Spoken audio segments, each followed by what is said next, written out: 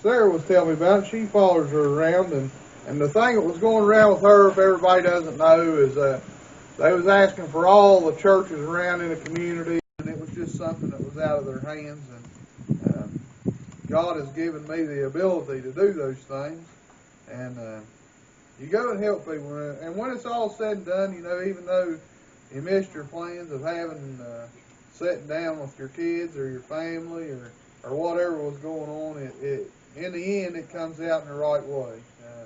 Just to show a little appreciation. When you do things for God and you do it in the right way, it comes out great.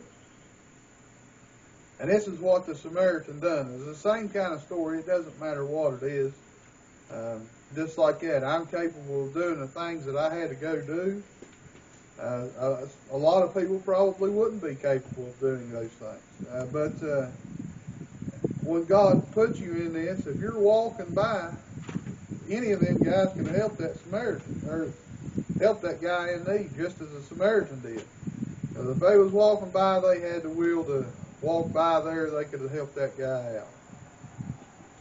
A short review. Which now of these three thinkest thou was neighbor unto him that fell among the thieves? Having finished his parable, Jesus countered the lawyer's question with one of his own. The lawyer had asked, "Who is my neighbor?" Jesus changed the question and shifted the focus to who acted like a neighbor. In Jesus' view, trying to identify whom one is called to love is an obvious attempt to relinquish responsibility to do so is to reveal one's motivation of trying to find ways of obeying God rather than embracing the call to love as God loves. And that's with anything. We could have made the choice, which I could have made the choice of what I was talking about doing. I could have made the choice to not do that. And he said, "He that showed mercy on him." The lawyer cannot bring himself to say the word Samaritan as a Jew. He couldn't fathom the notion of a good Samaritan, but at least the lawyer grasped the point of Jesus' parable, recognizing the mercy in action that set the Samaritan apart from the priest and the Levite. Just as the lawyer answered right in the first exchange, so he answered correctly here. However, his avoidance of saying the word Samaritan likely revealed that the lawyer still considered some people neighbors and others unworthy of their designation. So there, it's the lawyer is still answering. He's answering the questions right. He just beats around the bush about it. But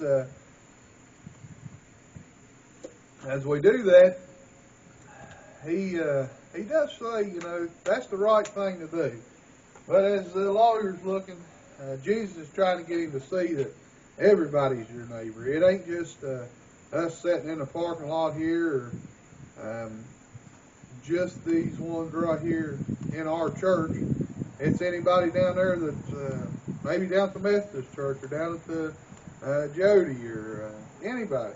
If somebody's in need and you're able to help, God makes that availability there for you, I believe we should jump in and do it. A lifetime call. Then Jesus said unto him, "Go and do thou likewise." Here is Jesus' final word. The lawyer appeared to be hoping that he could limit his responsibility by being a neighbor to only a select few. With this profound parable, Jesus conveyed that rather than calculating who is a neighbor and who is not, the lawyer should heed Jesus' call to be a neighbor to whoever crosses his path. This is the only reference to this lawyer in the Bible. We do not know how he responded to Jesus and the gospel later on. He heard Jesus' message, did he embrace it and act on it? Did he remember it whenever a foul joke was told about Samaritans, or he encountered one on the road to Jericho? So there, they titled that good there, that last part, lifetime call. Jesus told him, go and do this. In this way, just as the Samaritan did, he should be the good lawyer, the good Jew. That's the next story we should hear, is Jesus has commanded him to do these. He's gave him that lifetime call. He's gave us that lifetime call. When you think about loving your neighbors as thyself, it ain't just Tommy and Miss Johnson there beside me that I have to That ain't loving my neighbor. My neighbor is everybody.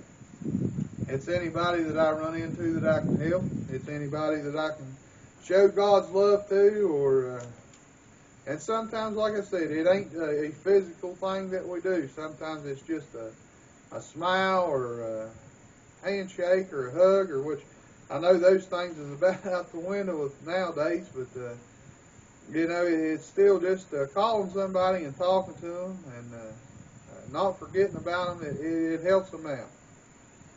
Well, thanks y'all for listening to us, and I'm going to get Gene to come up now, and Pam will come with him too. It's Pastor Appreciation Month, and we've got a card and stuff to give to Gene.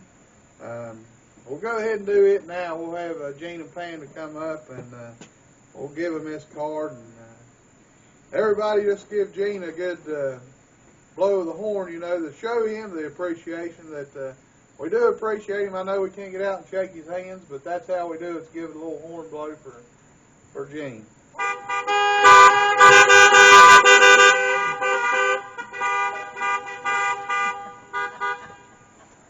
Here's your card. I don't know if y'all want to say anything or whatever. I don't know how to do it this way. It's off. There you go. All right, we're going to thank you. I wasn't aware of it. Took me by surprise. But anyway, we thank you from the bottom of my heart, and it's a pleasure to get to serve God, and I've grown to love each and every one of you. I appreciate you.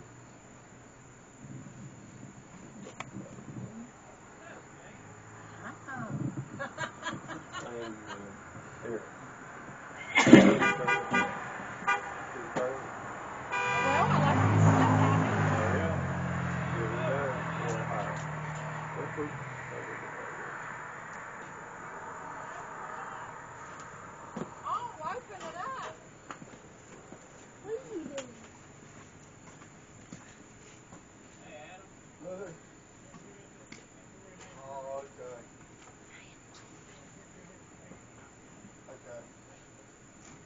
Yeah, they're right there.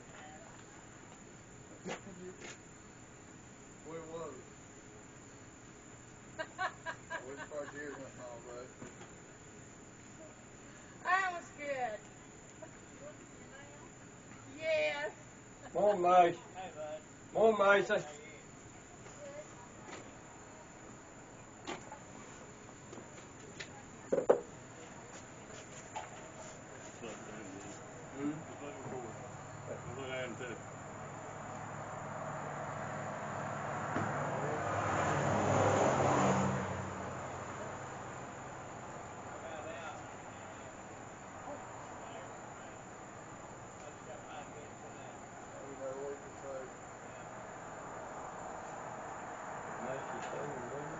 Yeah, I believe she's coming.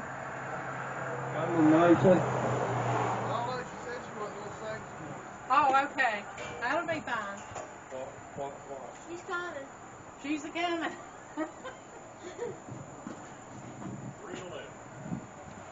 Really? Yeah. I guess she is.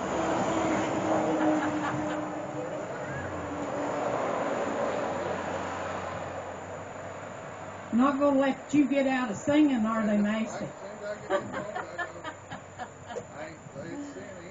Oh. Get out. Here. Which one of these do you use? Just make him do that? I use that one. Okay.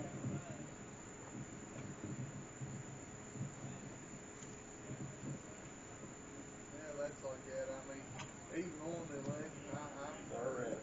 Yeah, we're ready. That's just me out looking on it.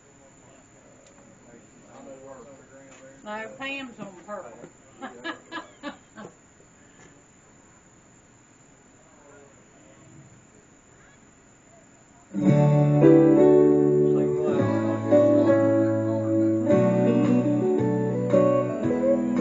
Life is easy when you're up on the mountain and you've got peace of mind like you've never known. But then things change